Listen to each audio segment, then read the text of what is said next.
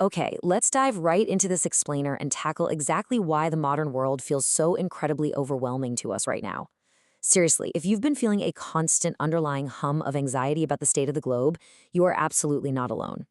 Today, we're unpacking the crucial insights from Yuval Noah Harari's brilliant text, 21 Lessons for the 21st Century. We're going to map out exactly how we got to this state of global bewilderment, and more importantly, what forces are actively shaping the reality around us. Because let's face it, it's not just a fleeting feeling, it's a massive structural shift that we're all living through together. Now, what's really fascinating about this opening thought from Harari is how it perfectly validates that daily anxiety we all feel. He says, in a world deluged by irrelevant information, clarity is power.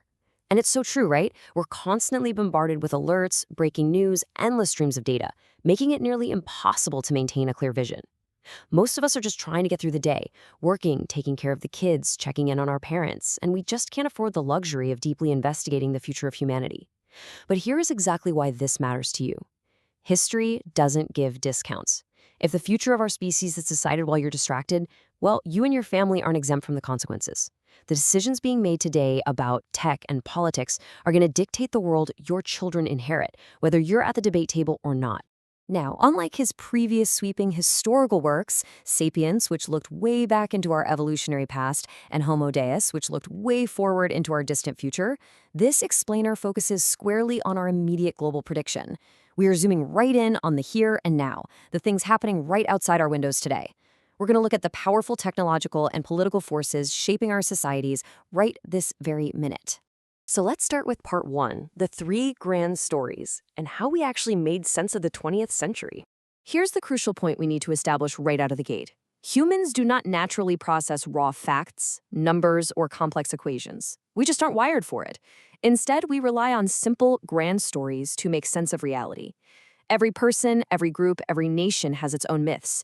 And for most of the 20th century, global elites sitting in places like New York, London, Berlin, and Moscow formulated and fought over three massive ideological manuals to guide humanity's future. You had the fascist story, the communist story, and the liberal story. These weren't just standard political platforms, they were totalizing worldviews. They literally claimed to explain all of the human past and confidently predict the future of the entire world. They mobilized millions, sparked global conflicts, and completely defined how an entire generation understood their place in the universe. And this brings us to the winning narrative. Out of those three massive stories, it was the liberal story that ultimately came out on top. This story celebrated the value and power of liberty. It promised us that if we just replaced brutal dictatorships with democratic regimes and replaced heavily restricted economies with free enterprise, it would inevitably produce global peace and prosperity for everybody. For a really long time, this was the accepted panacea. Just think back to the profound optimism of the late 1990s. The Berlin Wall had fallen, global trade was booming, and there was this widespread, undeniable belief that we had reached the end of history. The prevailing thought was simple. If a country just opened its borders, liberalized its politics, and embraced free markets, they'd eventually cross the finish line into permanent peace and boundless wealth.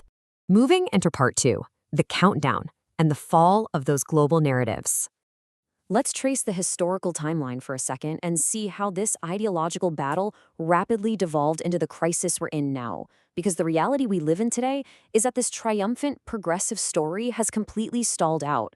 In 1938, humans were offered three global stories to choose from. By 1968, the Second World War had knocked out the fascist story, leaving just two.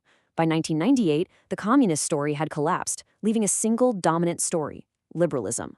But fast forward to 2018 and beyond, and Harari argues we are down to zero. This singular manual for how the world is supposed to work has completely lost its credibility on the global stage. So, how exactly did we get down to zero? Well, Harari points to several distinct milestones that sparked a tidal wave of global disillusionment. Starting with the global financial crisis of 2008, people worldwide became increasingly wary of the liberal story. Then came the year 2016, which was a massive turning point marked by the Brexit vote in Britain and the rise of Donald Trump in the United States, alongside the growth of illiberal democracies and strongmen all around the globe. The outcome of all these milestones is that a vast number of people basically concluded that liberalization and globalization were not actually a march toward universal peace. Instead, they saw a system that primarily benefited a tiny, insulated elite, while leaving the working class completely exposed to economic instability and cultural upheaval. The promise of the grand story simply didn't match the reality of their daily lives. Which brings us to this incredibly powerful quote. To have one story is the most reassuring situation of all. To be suddenly left without any story is terrifying. Without a preordained happy ending, the global elite is currently in a state of absolute shock and total disorientation. It's exactly like a patient assuming a bad headache is a terminal disease. The total inability to understand how history deviated from its expected course is causing many to view current events not just as a temporary bump in the road, but literally as an apocalyptic end to civilization itself.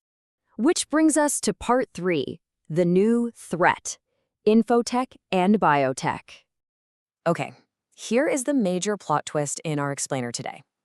Liberalism is losing its credibility at the exact, precise moment that we are facing the biggest technological challenges in the entire history of our species. We're losing our roadmap just as we enter completely uncharted territory. And this stark contrast reveals exactly why our current democratic systems feel like they're constantly failing us. They're essentially analog tools trying to regulate a rapidly accelerating digital reality. Think about it.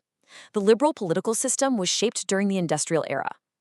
It was designed perfectly to manage a world of steam engines, oil refineries, and television sets. Now, it is struggling to even comprehend, let alone properly regulate, artificial intelligence and blockchain networks. The pace of technological change has fundamentally outstripped the slow pace of democratic bureaucracy. I mean, did you ever cast a vote about the creation of the internet? Absolutely not. That revolution was driven by engineers and market forces, entirely bypassing the deliberate democratic process. And what those engineers are building right now brings us to our absolute most critical concept, the merger of infotech and biotech. Listen, this isn't just about having faster computers or smarter phones. This is the imminent fusion of artificial intelligence and biological engineering, effectively granting us the power to reshape life itself. This twin revolution is so incredibly dangerous because it threatens to push billions of humans completely out of the job market. And this changes the fundamental nature of the threat to everyday people. You see, in the 20th century, the masses feared exploitation by the elites. But in the 21st century, the masses will suffer from something far worse: sheer irrelevance. If you're being exploited, you at least have some leverage, right? You're still necessary to the system, which means you can strike, rebel, or demand better conditions. But if you're irrelevant, if algorithms and robots can do your job better, faster, and cheaper, you lose all your economic and political power. You become completely expendable. When we look at how this practically unfolds, we see the potential for some truly profound disruptions across our whole society. We might very soon reach a point where no human being can actually make sense of finance anymore. Just imagine a near future where a human government has to humbly wait for an AI algorithm to approve its national budget, simply because the economic variables are way too complex for a human brain to even calculate. Meanwhile, peer-to-peer blockchain networks could completely revamp how money works, forcing governments to invent entirely new systems of taxation from scratch. Right now, governments tax physical dollars and visible transactions. But if wealth is entirely decentralized and stored as encrypted data, they might have to heavily tax information itself just to keep the schools and hospitals funded. The really pressing question is, will our political system manage to adapt to this massive shift before it literally runs out of money? Let's look at part 4, a world without a story, and the urgency of now. So what you should really take away from all this is that we are in an incredibly precarious transitional period. We are living in a world without a unifying story, facing unprecedented technological power, and the clock is ticking very, very loudly. Because we now possess the god-like power to reshape and re-engineer life itself through biotechnology, we simply cannot afford to patiently debate the meaning of life the way philosophers have for thousands of years. We just can't wait. And the invisible hand of the market certainly will not wait. Engineers are not patient people, and investors are even less patient. If humanity doesn't consciously decide how to use this immense power based on a clear idea of what life is actually about, while blind market forces, driven entirely by quarterly revenue reports and the pursuit of profit, will happily make that decision for us. And make no mistake, this isn't just happening in some distant server farm, corporate boardroom, or elite laboratory. It is happening directly to you. The personal is now intensely political. In our hyper-globalized world, our tiniest daily routines influence lives halfway across the planet. But much more concerningly, scientists, corporations, and governments are literally learning how to hack the human brain. This is not science fiction. It's exactly what happens when algorithms process enough data about your clicks, your heart rate, and your browsing habits that they end up knowing you better than you know yourself. They are actively discovering how to press our deepest fear buttons and hijack our private imaginations to sell products or political ideologies. Your internal life, your very neurons and synapses, are now the front line of these global revolutions. So, as the curtain begins to drop on the old narratives of our species, we're basically left standing on a stage without a script. The technology is already here, the old stories have completely collapsed, and a vastly different drama is about to begin. Which leaves us with one vital, lingering question to answer, both individually and collectively. Are we still capable of understanding the world we have created? I want you to think deeply about that as you navigate your day. Thank you so much for joining me in this explainer, and remember, clarity is power. Keep seeking it.